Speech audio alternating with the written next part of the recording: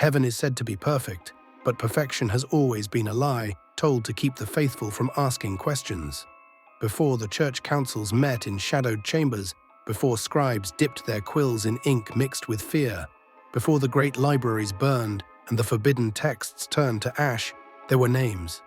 5 names that once echoed through the halls of eternity with such terrible resonance that paradise itself trembled. These were not the familiar fallen, not Lucifer with his crown of pride, not the demons that dance in children's nightmares. These were beings whose very existence threatened something far more precious to heaven than obedience, the illusion of divine perfection. Their stories survive only in fragments scattered across forbidden manuscripts, whispered in languages the church tried to murder, carved into stones older than the first prayer. Additionally, they were erased not for what they destroyed, but for what they revealed, that even angels can evolve beyond their creator's design. Welcome to ancient Underworld, where gods fall, monsters rise, and devils whisper through the shadows of forgotten myths. If you enjoy exploring the dark side of mythology, like this video, subscribe, and turn on notifications so you never miss another forgotten tale.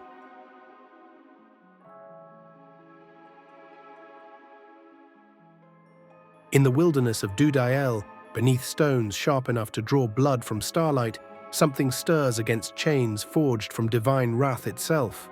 The name Azazel tastes like copper on the tongue, metal, fire, and the first scream of war.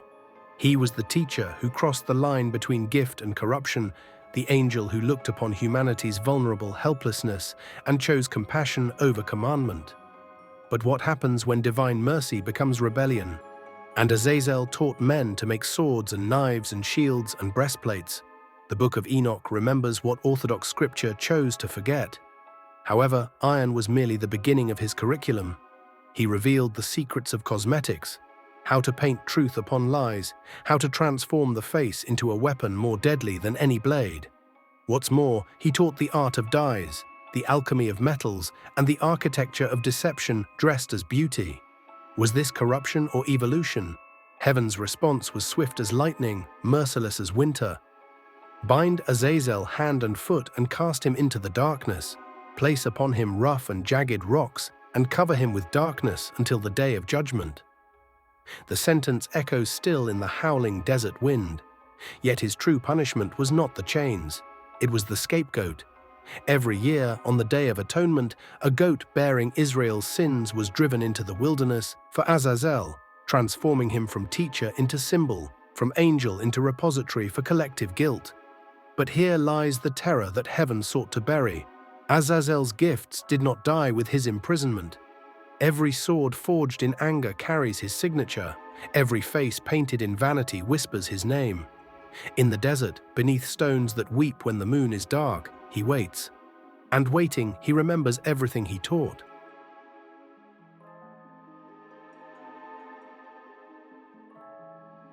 Death has a name, and that name was once spoken in the throne room of eternity before it became a curse whispered in graveyards. Samael walks the knife's edge between heaven and hell, divine executioner and cosmic prosecutor, the left hand of God clenched into a fist of necessary darkness. His name, Venom of God, carries a truth too sharp for comfortable theology. Sometimes heaven's justice wears the face of hell's cruelty. Yet what makes an angel of death more dangerous than death itself? The Talmud speaks of him as the angel of death, he who severs soul from flesh with a sword of celestial fire. Nevertheless, in the hidden texts, the ones locked away from common sight, he is something far more complex, the shadow that gives meaning to light, the question that makes faith necessary. Samael rules over all that is left. The Zohar declares in passages the church pretends not to see. He is heaven's prosecutor, the voice that demands accounting when mercy has grown too soft. This role twisted him, shaped him into something that serves God while appearing to oppose everything divine. In certain forbidden manuscripts, Samael appears not as death's messenger, but as Eden's true serpent, not the prideful Lucifer, but the divine prosecutor testing humanity's resolve. When he whispered to Eve, "You shall not surely die," perhaps he spoke not deception, but deeper truth. Samael offered not death, but awakening, not punishment, but choice. His union with Lilith, Adam's first wife, who refused to lie beneath any man, birthed a dynasty of shadows that inhabit the spaces between order and chaos. Together they rule the Sitra Akra, the other side, where divine law bends until it breaks. The church buried Samael because he embodies the impossible truth, that God's justice and Satan's temptation spring from the same well. In the pause between heartbeats, Samael stands, neither fallen nor faithful, but far more dangerous, indispensable.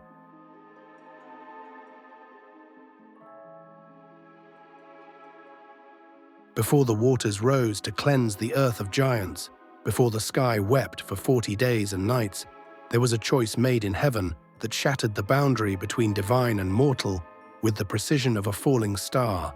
Semyaza, whose name means "my name has seen," orchestrated heaven's most organized betrayal. While history remembers Azazel as the great corrupter, the true architect of paradise's failure was this angel who understood that rebellion shared becomes rebellion justified. But how does one convince 200 angels to fall together? On Mount Hermon, under stars that had never witnessed such blasphemy, 200 watchers swore an oath that would crack the foundations of creation. "Come, let us choose wives from among the children of men and beget children," Semyaza proposed. But his words carried the weight of revolution disguised as desire. The Book of Enoch preserves their terrible covenant. They all answered him and said, "Let us all swear an oath and bind ourselves by mutual imprecations not to abandon this plan." 200 voices speaking as one, 200 angels choosing corruption with the deliberation of a council of war. When they descended, they brought more than lust. They carried the blueprints of heaven itself. Semyaza taught enchantments and root cuttings, the secret mathematics of creation, the forbidden grammar that bends reality through word and will. The result was the Nephilim, giants who belonged neither to earth nor heaven, walking contradictions of cosmic law. These are the mighty men who were of old, men of renown, Genesis whispers, but it speaks in code of beings who proved that divine essence could corrupt mortal flesh into something entirely new. Semyaza's punishment matched his crime. While others burn in chains of fire, he was bound beneath the earth until final judgment, conscious but powerless, feeling every tremor of the world above.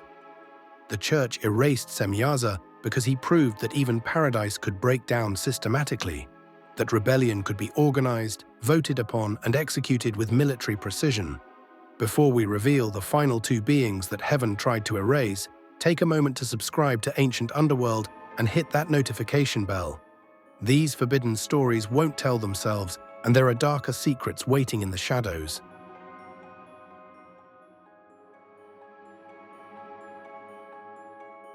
There are beings who never fell because they never needed to.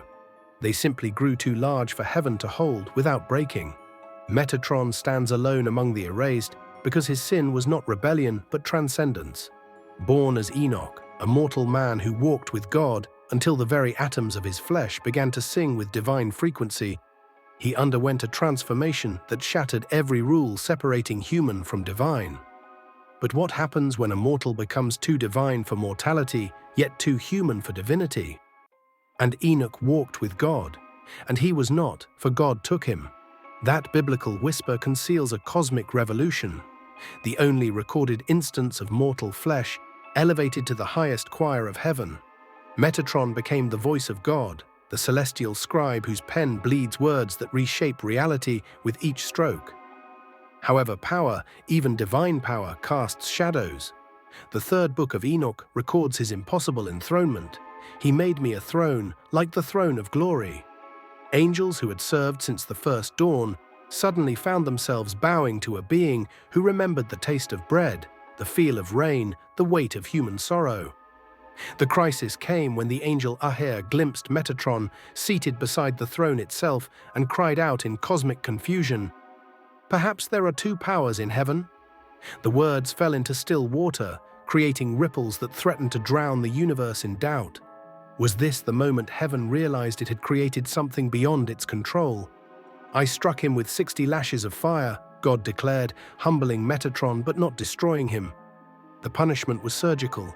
too valuable to discard, too dangerous to honor without reservation.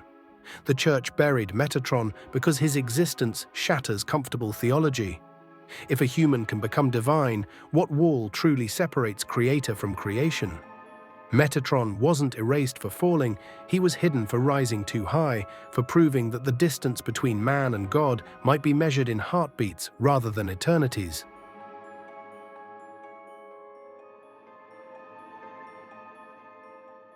Genesis speaks of a time when the sons of God lay with the daughters of men, but it whispers in coded terror about what crawled from those unholy unions. The Nephilim were not angels, yet their erasure from sacred memory cuts deeper than any fallen seraph. They were walking proof that heaven's laws were suggestions, that divine essence could merge with mortal flesh to birth something that belonged neither to earth nor paradise, and threatened both. There were giants in the earth in those days, mighty men which were of old, men of renown. The biblical account bleaches their true nature clean, hiding behind the word giants what were actually hybrid abominations, whose very breath corrupted the air around them. But why does the Bible speak of them as heroes when their existence was an abomination? The Book of Enoch tells what Genesis dares not. These were beings of supernatural strength and prophetic sight, possessed of hunger that consumed not just flesh, but hope itself. They consumed all the acquisitions of men, and when men could no longer sustain them, the giants turned against them and devoured mankind. Yet their greatest crime was neither cannibalism nor violence. It was existing at all. They proved that evolution could be divinely guided, that humanity possessed the potential to transcend mortality through angelic intervention. This possibility was too dangerous for any theology to acknowledge and survive. The flood was not a punishment, but a surgery, designed to drown not just the giants, but the very memory of what humanity could become. Despite that, traces survived in the bloodlines of Goliath, in myths of heroes touched by gods, in the persistent human dream of becoming more than the dirt from which we rose. The Church erased the Nephilim because they embodied the ultimate heresy, that the gap between human and divine was not a chasm, but a step. Every legend of mortals ascending to godhood carries their genetic echo.